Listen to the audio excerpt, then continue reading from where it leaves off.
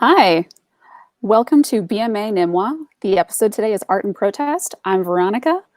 This is my co-host Addie, and we are both extremely live. So thank you for joining us for our debut episode. We're going to be joined by Quest Skinner and Trap Bob a little bit later, and we'll be talking about the work of Ellen Lesperance. We'll also kind of be starting off with a little question, which is from this Guerrilla Girls pop quiz. And Addie, this is for you. If February is Black History Month and March is Women's History Month, what happens the rest of the year? Well, Veronica, discrimination happens the rest of the year. We pulled this image from the Guerrilla Girls for a few reasons, not the least of which is it addresses notions of discrimination within art institutions, but because it was also created around the same time that the National Museum of Women in the Arts was founded. The Guerrilla Girls are a feminist activist group that are known for their acts of protest, which is our theme today. And this particular poster was placed near and on often arts institutions that were really only focusing on displaying the work of women artists in March and displaying the work of Black artists in February. This work, as I said, was also created around the time that NMWA was founded, which was actually opened to the public in 1987. And the National Museum of Women in the Arts, for those of you who are unfamiliar, is based in Washington, D.C. And it's the only museum in the world dedicated solely to celebrating the work of women artists. And on the BMA side, I'm really excited to be here with you because one of our initiatives is Vision 2020, which is dedicated to highlighting the work of female identified artists and doing so across 22 exhibitions. We've also dedicated $2.5 million toward acquisitions by women artists in this coming year. And we've got so many programs, too many to number and too many to name, but this is one of them. So we are launching this monthly opportunity to get together at lunch and talk about art made by women. So we have chosen the focus of art and protest today, and we'll get to look at some work from NMWA, some work from artists who are at the BMA, and then at the end get a chance to kind of talk amongst ourselves.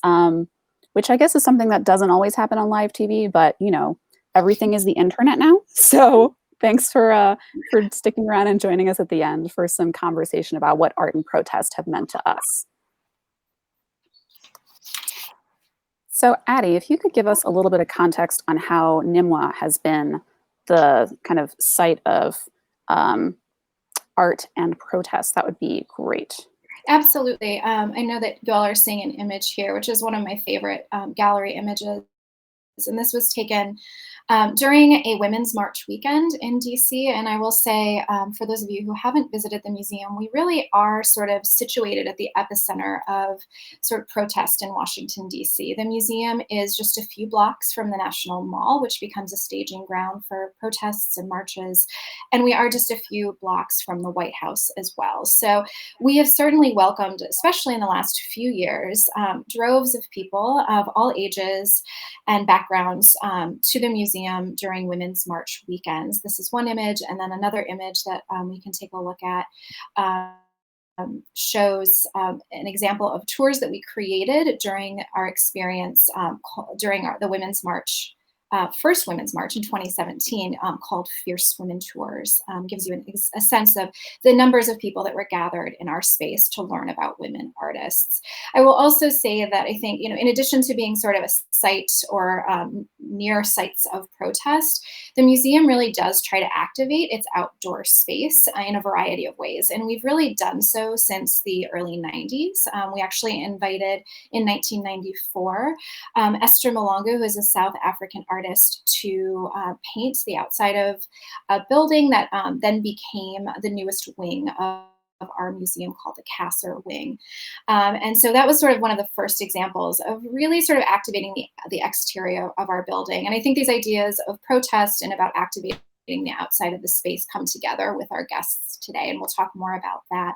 The other thing I would like to mention is that since 2020, the museum has been working with a variety of agencies in Washington, D.C. to create a public art project where we show works of art by a variety of artists immediately outside of our building. There's a median on New York Avenue. We call it the New York Avenue Sculpture Project, And our current works on view are by Mexican artist Betsabe Romero. She creates these totemic sculptures made out of tires. She carves them, she lights them, and many of the works are addressing issues of social justice, for instance, that of migration and immigration.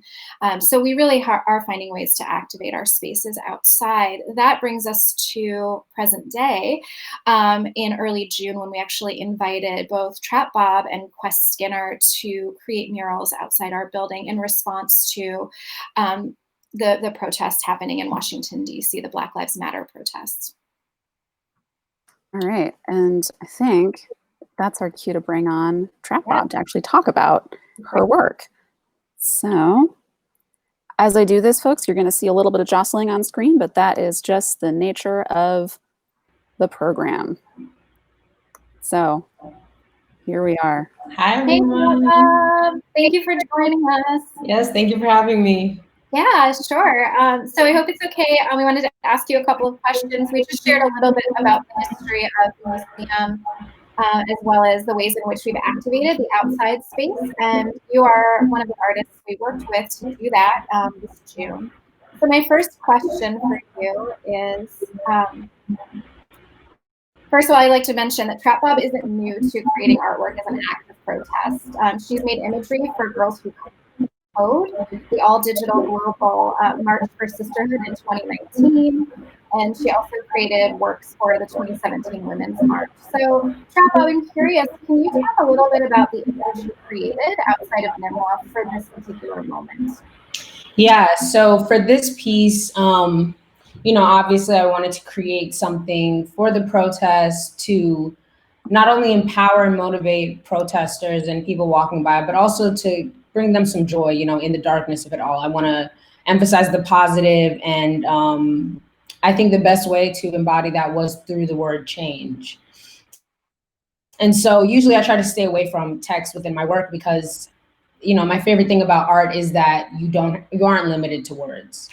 So I like being able to creatively send a message that gives the viewer an option of thinking about it themselves and deciding what they're seeing. But for this, I really wanted to make sure there was no on the fence middle ground, any question. I wanted to be very direct and clear and make it large enough that you could see it a couple blocks down where the protesters were actually on their march. So I wanted to use a woman's head as the subject because a lot of times, when women are included in art, it's more of a physical reflection of women and an over-exaggeration of their bodies. It's not really a reflection of their thoughts, feelings, and experiences. So I wanted to emphasize, the woman's head because there, not only is she thinking, but she also has her hair, which for me personally, and for a lot of women, is a form of expression, the way we do our hair and styling it and changing it. So that was the perfect kind of background to putting the text, because it was in a way the woman's expressing, these feelings and this want for change just through her own hairstyle, which she probably changes often. So I just love the mix of all those different subjects, really sending that message, and just the size and the use of color. I feel like it's so attention grabbing and it gets you excited, even if you might not be in the mindset of thinking about what other people are going through. You might be able to see this and think, okay, maybe I need to do my own research. Maybe I need to get involved. Maybe I need to really look around and see what's going on. Thank you. Yeah, and you talk about sort of this figure as being this powerful woman. Can you talk a little bit more about what you call your girls? Yeah, I just love drawing girls, and they're really my favorite form of expression through illustration and painting. So I just call them all my girls, whatever feelings or messages I want to get out, I do it through them. So it's kind of a medium for me. And I think I'm kind of torn between the idea of them being separate entities or kind of being one figure that I just use continuously. But I think that's what I enjoy most about it, is that it's so representative that they can be applied to any subject. And for me, it makes me feel like I can kind of put my world and my views and experience into more common ideas. And, even just having murals in the street for people to see that and to think of women and to think of what they're feeling and their experiences is important, because I think it's very easy to overlook what we go through. Mm-hmm. And I love that you talk about this idea of sort of reclaiming or even claiming space for a Black woman, specifically in Black bodies. We've talked when we met sort of separate of this and prepared, you talked about sort of this this hairstyle that being sort of a source of her power, which was really incredible and evocative of sort of Black power and afros, which is amazing. You mentioned Absolutely. too in our conversation this idea of protest as a coping mechanism, and I'm wondering if you can talk a little bit about that from your personal experience.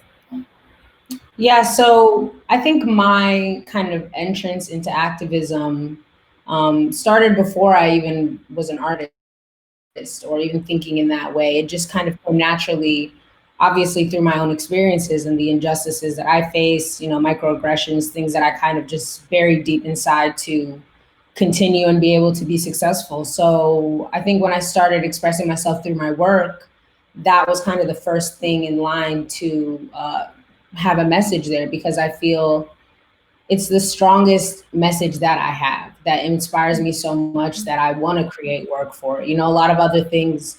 I do a lot of work that is humorous, it's relatable, not as serious. And I think that's important too, because if we're only being serious and we're only focusing on these very heavy subjects, it'll deteriorate us over time. So I think it's a good balance. And my expression through my work, I think, kind of builds that balance for myself, because as much as I like to stay positive and not focus on hardships and things like that, they are existing and I need to be able to express it and to deal with it. And so the best way for me is creating work, especially when I have opportunity to be in the field with the people that are going through what I'm going through. And, we can all connect on a level that's so much deeper than our own personal differences or issues. It was great to be out there and relieving myself of the stress, and also just having people walking by being excited and saying that they loved it, wanting to take pictures. And it's just great. I mean, I really couldn't ask for more through my work. Well, we want to thank you so much for your mural at NMWA, and also thank you. I know that you created other murals around the city. Thank you for beautifying the city, bringing your message, and for your time today. We hope you have a great afternoon. Thank you. Thank you as well. Bye. Yes, thanks so much, Trap Bob. Thanks, Trap Bob. So next, we want to transition to Veronica. She's going to introduce us to another artist, the work of Ellen Lesperance. And while Trap Bob is really interested in sort of capturing the moment, the present, Ellen Lesperance is really interested in sort of harkening back to past protests. So I'll pass it off to Veronica. Yeah, so we have on screen a view of Ellen Lesperance Velvet Fist, which is a show that has been up at the BMA. We're not currently open to the public, so this is our way of showing it at the moment.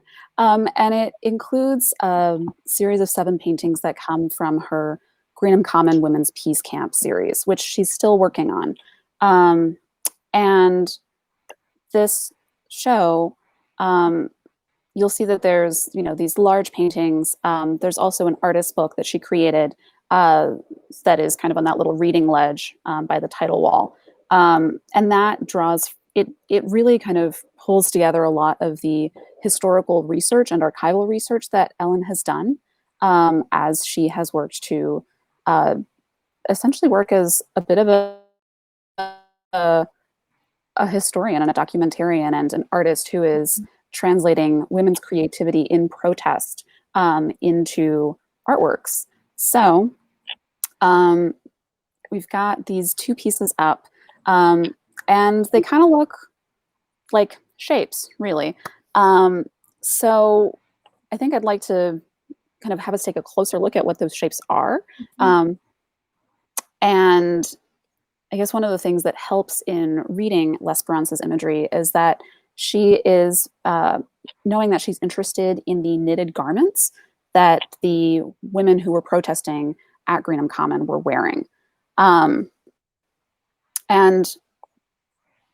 I guess I should probably explain too, like, why are these women protesting? I realized this is a live show. I skipped a step.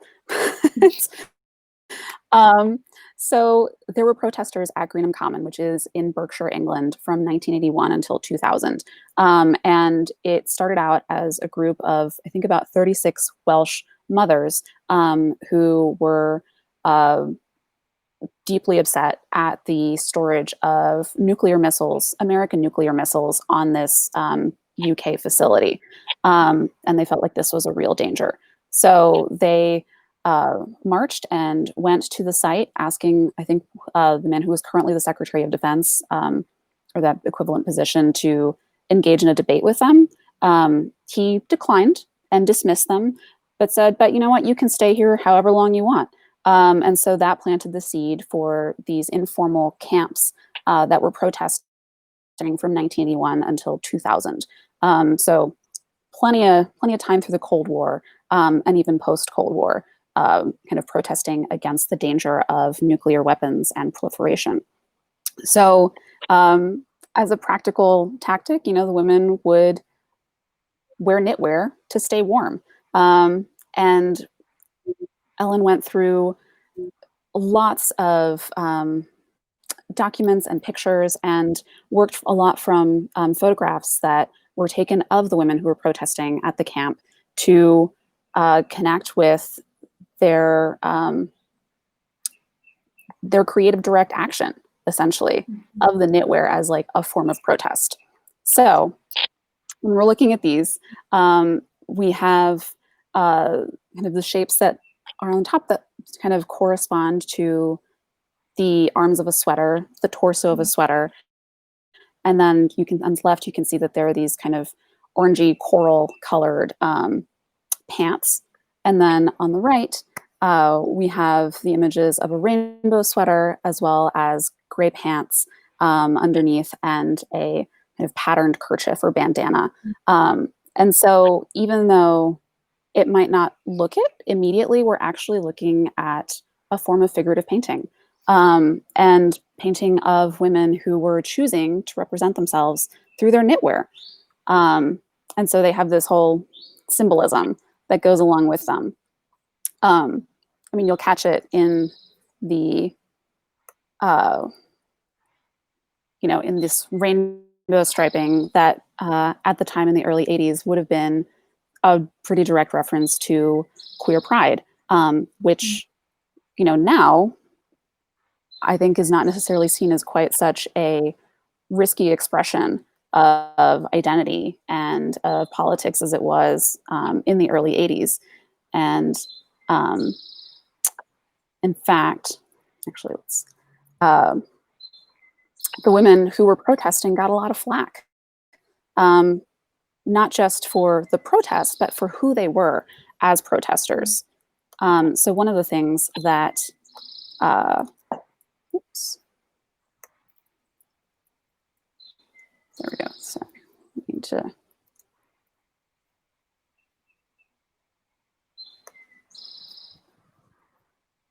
Sorry, I am still here, but my computer just went scrolling through a bunch of windows. So I'm going to keep talking.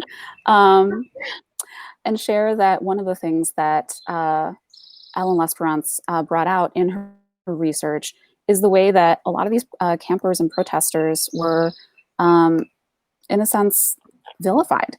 They were, talked about in major British publications as, quote, harridans, or as, I think another quote was referring to them as burly lesbians. So it wasn't just their actions that were called into question, but it was also their bodies and who they were and how they related to each other. So I think with Ellen's work, we really see the kind of way that there are sort of continuities between how protesters are counteracted in the present, in terms of it's not just about what you're protesting or who you are or how you're protesting, but it's also about who you are as a protester. And that kind of comes through in her work. And for those of you who are knitters, you might notice that Ellen Lesperance is also playing with the idea of creating a knit pattern. So she takes these pieces of paper and hand stains them with tea, and then uses gouache to get this really intense, rich, luminous color that you can almost read as a knitwear pattern, and then includes the title of the piece at the bottom. So on this one, you can see that it's titled "As If the Earth Itself Was Still Ours by New Covenant." And a lot of these titles draw from either quotes from campers or elements of the songbook that they had for protesting. So there's a lot of different layers of creativity and kind of cultural production that are woven in. And another, I think, great element about Ellen Lesperance is that she is a very talented knitter. And she's brought the spirit of bravery and possibility that a lot of this knitwear brought to the Greenham Women camps or Greenham Women's Peace Camp campers to the present through what you can see here is a picture of someone who was able to borrow this sweater, which is the Congratulations and Celebrations sweater. And with this, the idea is that folks are able to direct message Ellen on Instagram and ask to borrow the sweater, and then wear it kind of with the score of the intent being that they will perform an act of bravery or courage. And that has ranged from a person who is afraid of heights wearing the sweater to ride a Ferris wheel, to someone wearing the sweater to give a presentation, to someone wearing the sweater to be a part of the protest. This sweater has shown up at the 2017 Women's March. It's also shown up at Black Lives Matter marches, as well as in more private moments like folks starting their first round of hormone treatment to move toward gender confirmation. So there's a lot that happens kind of when you put on a piece of clothing. And I think that Ellen is really doing a nice job of kind of bringing in the personal and the political in our garments, and in kind of being able to translate that history. So I think with that kind of look at an artist who is very invested in resurrecting the past and making sure that histories of protest are not erased, I'd like to bring on our next guest, who is Quest Skinner, who is looking at how art and protest can be a form of healing. So we're going to do the TV magic. Is it working? Yay! Here we are. Hello all. How are Hi. you? Hi, Thanks Quest. for joining us, Quest. Thank you for having me. Thank you for being here, Quest. It's great to have you. I have a couple of questions for you based on our conversation the other day. And I just want to introduce you as a DC-based artist, but you're originally from Phoenix, Arizona, right? Born in Pittsburgh. Born in raised Pittsburgh, right? in Phoenix. Great. Yeah, great. man. I always say bi-coastal. That's great. And you have really deep roots here in DC.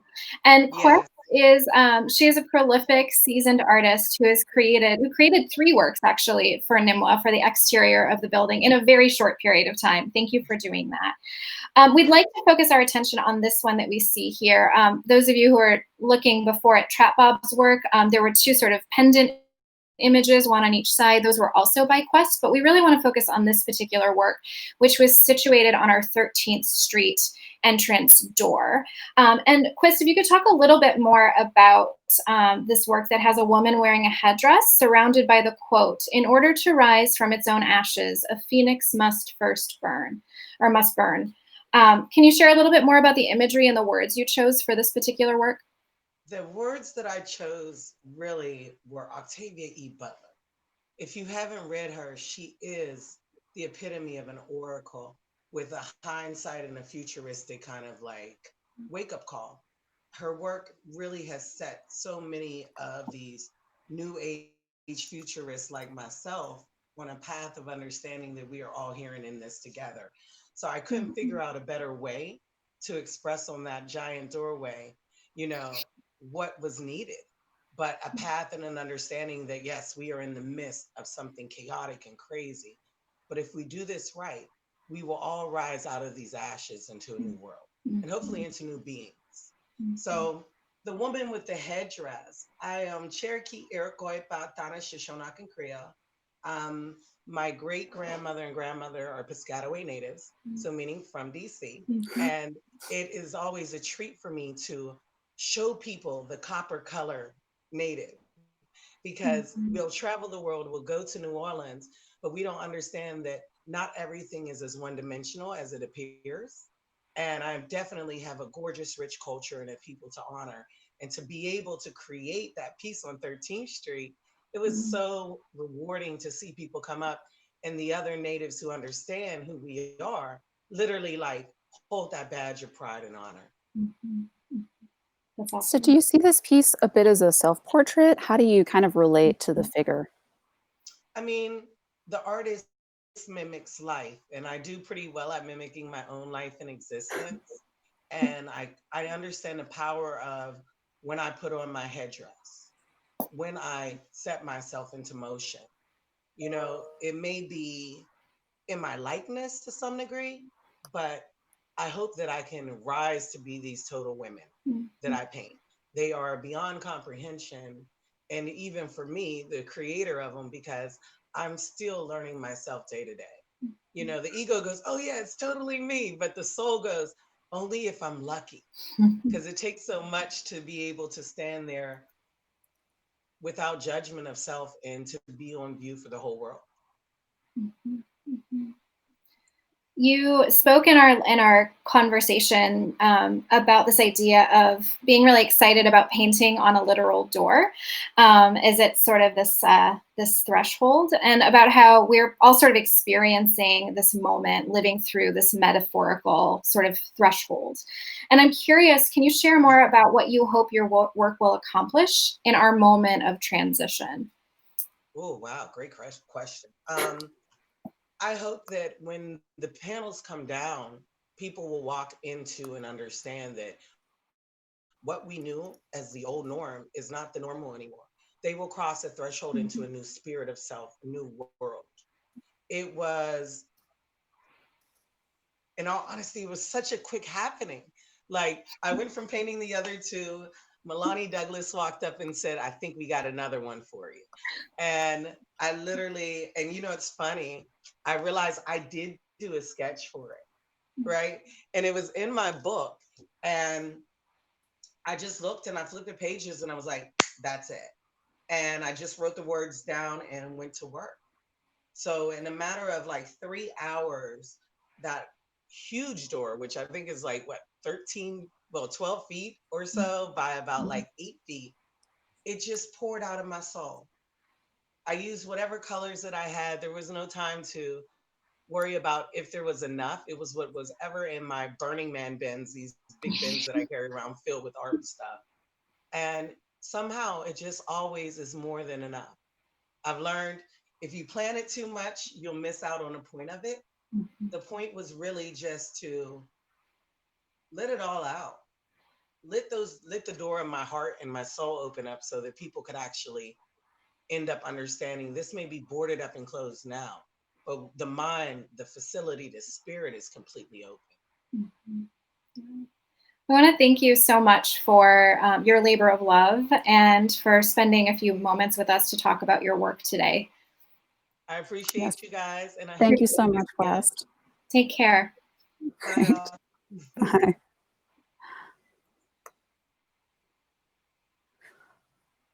All right. So as promised, we're going to give all of you who are watching with us some time to kind of talk amongst ourselves.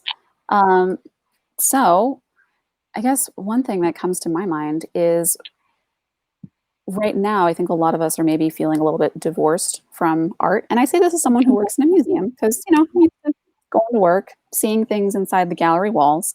But now I think a lot of us are looking for art other places.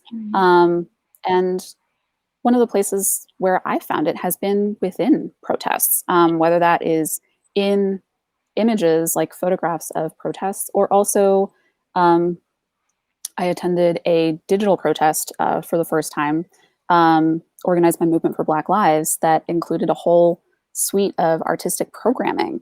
So I'm curious kind of to hear from you, Addie, and also from other folks, like how are you seeing art and protest as something that is related in your lives, or maybe not? How are you thinking about those two kind of things, either together or apart? So if you are commenting on Facebook, we are able to see those comments, and we'll kind of weave them into our discussion as we can. So feel free to put in your thoughts and ideas. Yeah, and I think it's a really interesting question. It was maybe a bit hard to tell in one of the images I provided, but there was a family standing in front of a sculpture in our gallery, and the dad was actually had under his arm some protest signs that his daughters had created. And so thinking about how there's it's almost impossible to divorce art from the act of protest, and how whether or not we see ourselves as artists, it's protest is an opportunity for us to express our feelings, our struggles, and codify them in a way that really truly does become a work of art. And I think for those of us who are residents of DC, we have the opportunity to see the residue of that often when after protests, when signs are sort of left behind. I know a really powerful moment for me was after the 2017 Women's March, walking by the White House and just seeing that people had not only created these amazing signs to carry that meant something to them, but they were willing to leave them in a place as a secondary act of protest, right? Setting them at the doorstep of a newly elected president that didn't necessarily have the same views that they had about what was fair and what was equitable. Yeah, absolutely. We have a comment, actually a question from Nicole Jones asking, once people see your art, how do you continue engaging them in thought and conversation, especially online?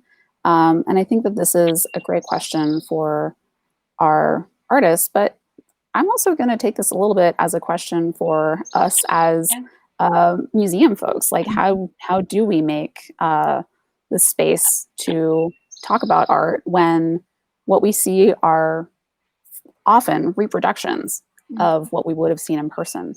And I think in this show, like, one of the things that we're doing is getting a chance to have kind of a more informal conversation around a theme, but to let that theme speak to some of the stuff that's going on in this present time, because engaging with art is different than it used to be, at least on the museum front. And I don't think, oh, sorry. Yeah, I was just thinking about like the Guerrilla Girls that we opened with, right? I don't necessarily think that that collective, those women who are creating those posters, imagine that their works, that their signage, that their posters, their billboards would become a part of any museum's collection. And they're actually a part of many, many museums' collections, right?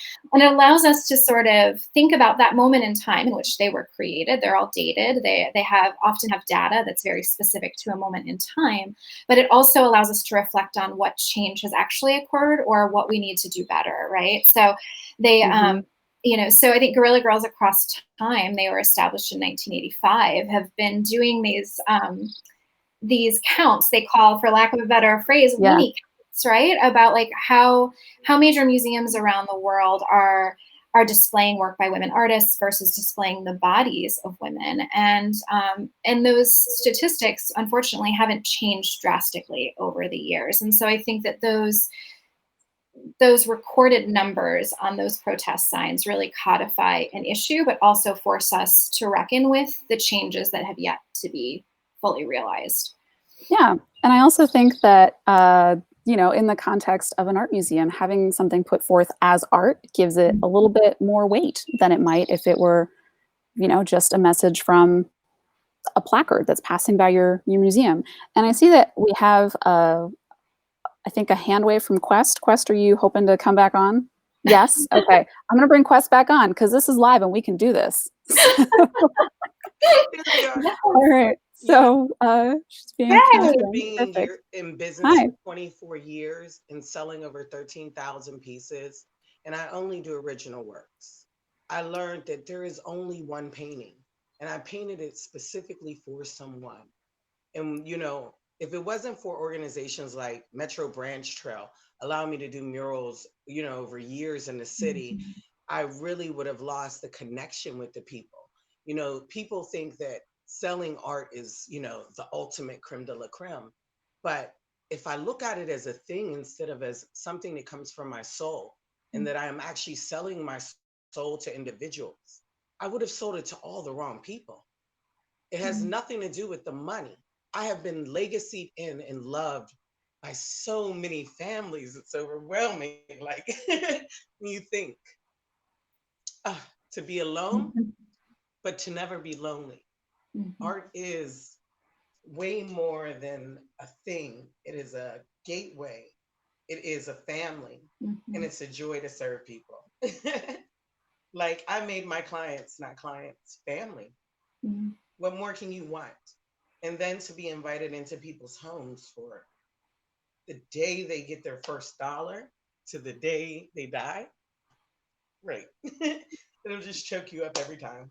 I think your point about art being this really intimate experience, right? And it's truly your creation is a gift, and being able to sort of share that with people who collect and acquire your work is that sort of that interaction is it's a communication, it's a conversation. I can't right? help but to naturally get emotional Yeah. because there are hundreds of people who have allowed me a space on their walls and in their hearts.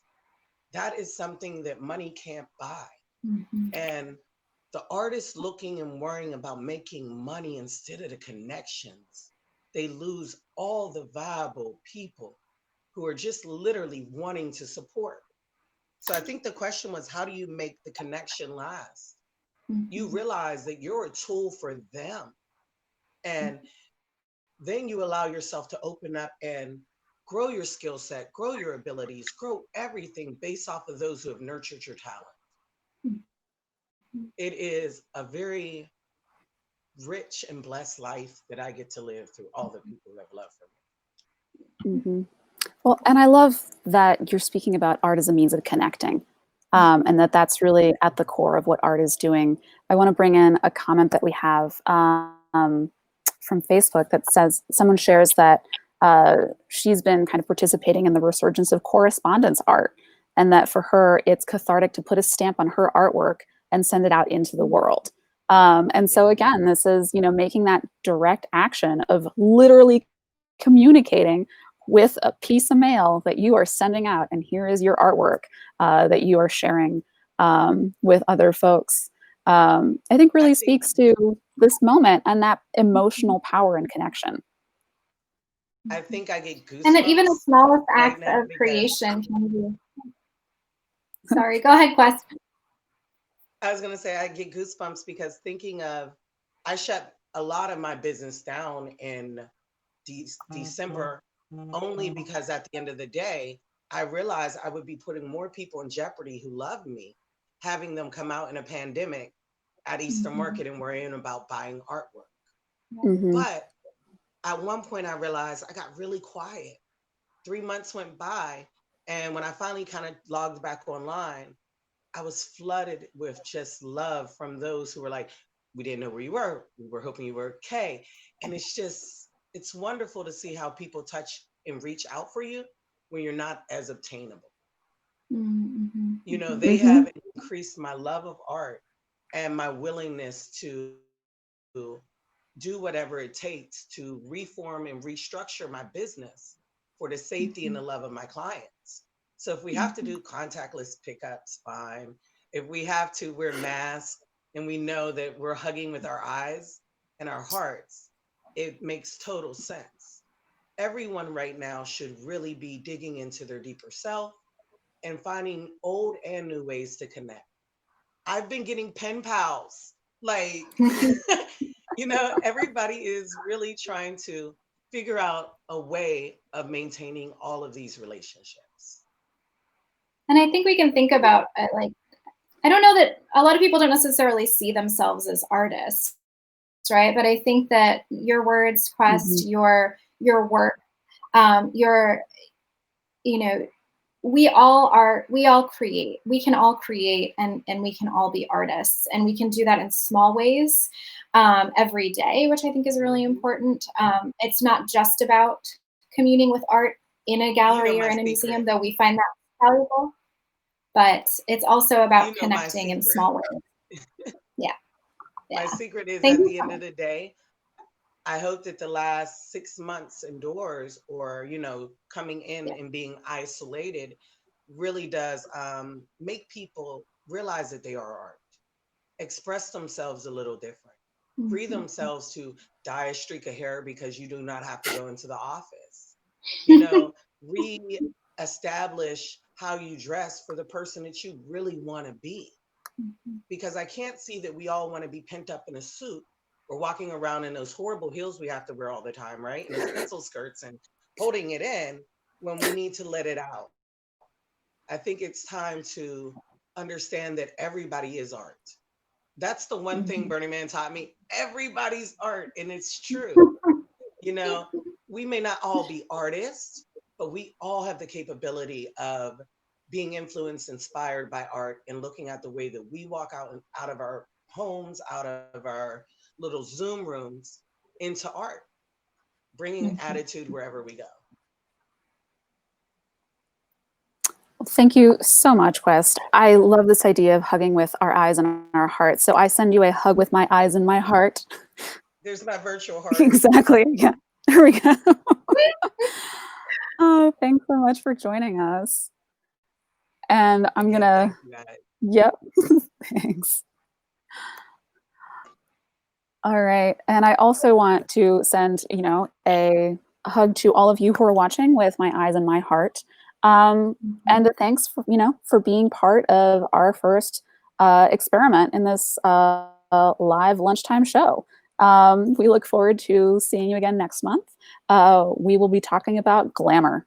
So that, yeah, get started thinking about that. That will happen. Thank you all for joining us today. And Yes, have a thanks so wonderful much. And yeah, take Quest's words to heart. Be art. That's right. Thanks. Bye, folks.